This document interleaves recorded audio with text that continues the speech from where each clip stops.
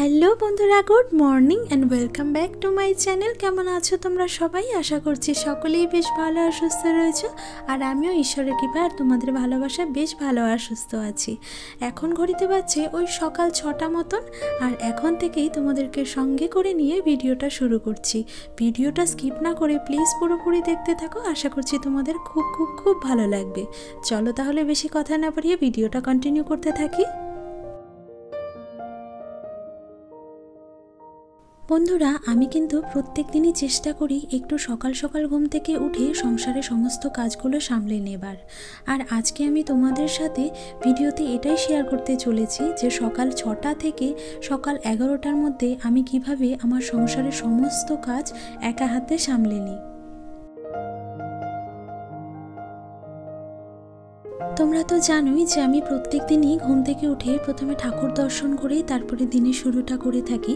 আর তারপরে আমার বাইরে যে সমস্ত বাসি কাজগুলো ছিল সেগুলো আমি করে নিয়েছি। মানে বাসি ঘর উঠোন এগুলো ঝেড়ে দুয়ারে জল দেওয়া এগুলো সমস্ত কাজই আমার সারা হয়ে গেছে। আর এরপরে সোজা কিচেনে এসে প্রথমে ওভেনটাকে খুব ভালো করে পরিষ্কার করে নিলাম। এটা আমার রোজকারই কাজ বন্ধুরা, কিচেনে এসে সবথেকে প্রথমে এই কাজটাই আমি করে থাকি। আর যেহেতু ওভেনটা এইভাবে খোলা অবস্থায় সারা রাত থাকে, সেই জন্য এর ওপর দিয়ে তো পোকামাকড়ও হাঁটাচলা করে। আমি সেই কথাটা মাথায় রেখে প্রত্যেক দিন খুব ভালো করে কিচেনটা ক্লিন করার চেষ্টা করি। আর যেহেতু এখানে আমাদের প্রতিদিনে খাবারও তৈরি হয়, সেই জন্য আমার মনে হয় এই জায়গাটা কিন্তু পরিষ্কার রাখাটা ভীষণ প্রয়োজন। তো আমি প্রথমে স্ক্রাবার দিয়ে খুব ভালো করে ক্লিন করে নিয়েছিলাম, তারপরে একটা শুকনো কাপড় দিয়ে কিন্তু 2-3 বার মুছে নিয়েছি।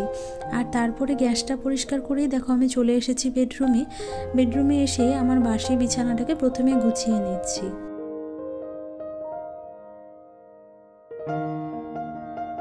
বন্ধুরা, আমরা বেডরুমের জিনিসপত্র যতই গুছিয়ে রাখি না কেন, যতক্ষণ না বেডটাকে ঠিকমতো গোছানো হয় ততক্ষণ কিন্তু মনে হয় যে ঘরটা এখনও এলোমেলোই রয়েছে। সেই জন্য সকালের কিছুটা কাজ সামলে নিয়ে আমি সবসময় চেষ্টা করি বিছানাটাকে আগে গুছিয়ে নেওয়ার। আর সমস্ত বাসি কাজের সাথে সাথে আমাদের বিছানাটাও যেহেতু বাসি অবস্থায় থাকে, সেই জন্য বিছানাটাকে কিন্তু প্রতিদিন ঝেড়ে নেওয়াটা ভীষণ প্রয়োজন। তো বিছানাটা গুছিয়ে নিয়ে এদিকে দেখো আমার রাতের কিছু ড্রেস ছিল, সেগুলো বিছানার উপরে ওইভাবে খোলা অবস্থায় রাখা ছিল, তো এখন ওগুলো আমি গুছিয়ে নিচ্ছি। আর এগুলো যেহেতু এখন আর প্রয়োজন নেই, তো সেই জন্য গুছিয়ে এগুলোকে বিছানার একটা কোণাতেই আমি এখন রেখে দেবো।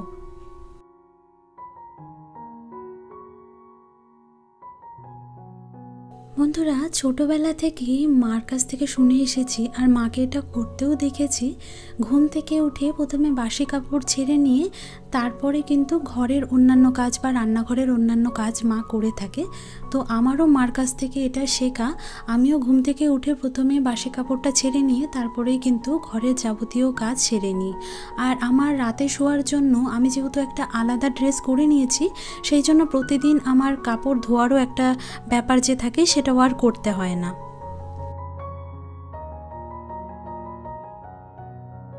বন্ধুরা, সকালে ঘুম থেকে উঠে তো আমি একবার বাসি ঘর ছেড়েই নিয়েছিলাম, তবে এখন যেহেতু আমি ওই রাতে জামা কাপড়গুলো গোছালাম আর বিছানাটাও যেহেতু ঝেড়ে নিয়েছি, তো সেই জন্য দেখলাম মেঝেতেও কিছুটা নোংরা পড়েছে, তার জন্য আমি এখন আবার ঘরটা ঝেড়ে নিলাম। আর এইদিকে দেখো রান্নাঘরে এসে কালকে রাতের কিছু বাসন আমি ধুয়ে নিলাম, যদিও বাসন আজকে খুব অল্পই ছিল। আর এখন দেখলাম বাইরে রোদ উঠেছে বেশ ভালোই, তো কালকের যে আমার নাইটিটা ভেজা ছিল সেটা আমি মেলে দিয়েছি, আর আমার সোয়েটারটাও একটুখানি রোদে ফেলে দিলাম।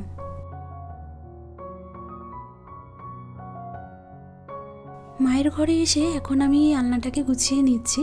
আর 2-1টা জামা কাপড়ও ছিল যেগুলো গোছানো ছিল না, তো ওগুলো এখন আমি গুছিয়ে নিলাম। আর দেখলাম আলনাতে কিছু জামা কাপড় এদিক ওদিক হয়েও ছিল, তো সেগুলোকেও ভালো করে গুছিয়ে নিলাম। আসলে কি বলতো বন্ধুরা, দিনের মধ্যে অন্তত 2-3 বার যদি আলনাটা গোছানো হয় তাহলেই বেশ ভালো হয়, কারণ যে কোনো জামা কাপড় আনতে গেলেই আলনা কিন্তু এলোমেলো হয়ে থাকে। তো সেই জন্য আমি কিন্তু দিনের মধ্যে 1-2 বার আলনাটা গুছিয়েই থাকি।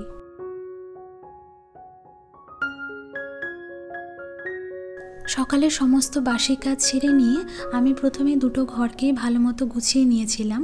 আর বন্ধুরা, এটা আমি প্রত্যেক দিনই করে থাকি। আমার মনে হয় ঘর বাড়ি যদি সুন্দর করে গোছানো থাকে তাহলে কিন্তু যে কোনো কাজ করতেই আমাদের ভালো লাগে।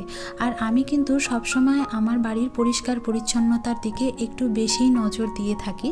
আমি হাজার ব্যস্ত থাকলেও আমার ঘর বাড়িকে গুছিয়ে রাখতেই পছন্দ করি। আর বন্ধুরা, প্রত্যেক দিনই কিন্তু আমি এইভাবে ঘরগুলোকে গুছিয়ে নিয়ে তারপরে কিন্তু ঘরটা মুছে নিয়ে যদি বাসি বাসন থেকে থাকে তাহলে সেগুলো পরিষ্কার করে আমি স্নানের দিকে চলে যাই। ঘর দুটো মুছে নিয়েই আমি সোজা চলে এসেছি ফুলগুলো তুলতে। আর এখন যেহেতু অন্য কোনো ফুল গাছে ফুল ফুটছে না, শুধুমাত্র নীলকণ্ঠ গাছেই কয়েকটা ফুল ফোটে, তো সেই জন্য ফুলগুলোকে আমি তুলে নিচ্ছি। আর আজকে ফুলগুলো স্নানের আগেই তুলে রেখে আমি স্নানের দিকে চলে যাব। আর এই ফুলগুলো মন্দিরের ওখানে রেখে আসব, মা স্নানের পরে এগুলো দিয়ে পুজো দিবে। আর দেখো বন্ধুরা, এখানে প্রাচীরের ওপরের দিকটায় কি সুন্দর একটা মিষ্টি কুমড়ো ধরেছে। হঠাৎই ফুল তুলতে গিয়ে আমার নজরটা পড়লো, তাই তোমাদের সাথেও শেয়ার করলাম। বন্ধুরা, ফুলগুলো তুলে নেওয়ার পরে তেমন আর কাজ ছিল না বলে আমি সোজা স্নান করে নিয়েছি। আর স্নান করে এদিকটাতে নাইটিটা মেলে দিলাম। আর বন্ধুরা, দুদিন ধরে কিন্তু বাইরে বেশ সুন্দর রোদ উঠছে। আর এরকম রোদ যদি শীতের দিনে দেখা যায় না, তাহলে কিন্তু খুব ইচ্ছে করে যে একটুখানি স্নানের পরে রোদে দাঁড়িয়ে রোদটা তাপিয়ে নিতে। আর সেই জন্যই তোমরা তো দেখতেই পেলে যে স্নান করে জামা কাপড়টা মেলে দিয়ে আমি একটুখানি চুলটা আঁচড়েও নিলাম আর রোদটাও তাপিয়ে নিলাম। আর বন্ধুরা, আমি সবসময় না চেষ্টা করি বাইরে দাঁড়িয়েই চুলটা আঁচড়ানোর, কেননা ঘরের মধ্যে চুল আঁচড়ালে মেঝের মধ্যে এত জায়গায় চুল দেখতে পাওয়া যায়, ওই ভয়েতেই না আমি ঘরের মধ্যে চুল আঁচড়াই না। আর এদিকে দেখো বন্ধুরা, সিঁদুরটা পরে নিয়ে আমি সোজা চলে এসেছি তুলসী তলায় জল দিতে। বন্ধুরা, তোমাদের তো আমি এর আগের ভিডিওতেও শেয়ার করেছি যে আমি প্রত্যেকদিন স্নানের পরে তুলসী গাছে যেমন জল দিই ঠিক তেমন বেলগাছ আর পাকুড় গাছেও জল দিই। তো আজকে তোমাদের সেটা ভিডিওতেও দেখালাম। আর এদিকে দেখো বন্ধুরা, সোজা আমি চলে এসেছি কিচেনে। আর সকালের ওষুধটা যেহেতু খেয়েছিলাম, তো সেই জন্য অত সকালে আমি তো কোনো খাবার খেতে পারি না।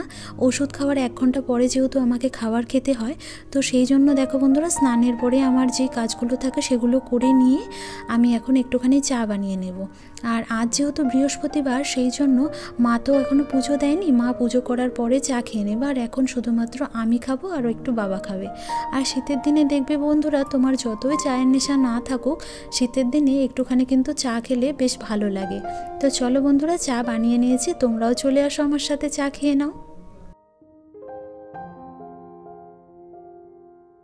বন্ধুরা, এখন ঘড়িতে ওই মোটামুটি 9:30 মতন বাজছে। আর এই সময়ের মধ্যেই কিন্তু আমার সকালের সমস্ত কাজ করা হয়ে গেছে। আর তারই সাথে দেখো, আমার সকালের খাবারটাও কিন্তু খাওয়া হয়ে গেল। চা খেয়ে আমি এখন ট্রে আর কাপ দুটো ভালো করে ধুয়ে নেব। আর আমার ট্রেটা যেহেতু সাদা রঙের, তো সেই জন্য এগুলোকে কিন্তু খুব ভালো করে পরিষ্কার পরিচ্ছন্ন করেই আমি সবসময় রেখে থাকি। আর এগুলো যদি ভালো করে পরিষ্কার করে না রাখা হয় বন্ধুরা, তাহলে কিন্তু দেখবে দীর্ঘদিন ধরে এগুলো ব্যবহার করতে করতে চায়ের কিন্তু একটা হলুদ মতন আস্তরণ পড়ে যায়, যেটা দেখতে কিন্তু একদমই ভালো লাগে না। আর এই দিকে দেখো বন্ধুরা, আজকে দুপুরের লাঞ্চে কি রয়েছে। আজকে কিন্তু করে নিয়েছি বড় কাটা মাছের ঝোল, সাথে ছিল ফুলকপি, আর ওদিকে করেছি বেগুন ভাজা। রান্না করে নিয়েই আমি সোজা অফিসের কাজে বসে গিয়েছি। আর এখন ঠিক ঘড়িতে বাজছে 11টা। দেখতে দেখতেই ভিডিওর শেষ প্রান্তে চলে এসেছি বন্ধুরা। ভিডিওটা কেমন লাগলো সেটা অবশ্যই জানাতে ভুলো না। দেখা হচ্ছে পরবর্তী একটা নতুন ভিডিওতে। ততদিন সুস্থ থেকো, ভালো থেকো, নমস্কার।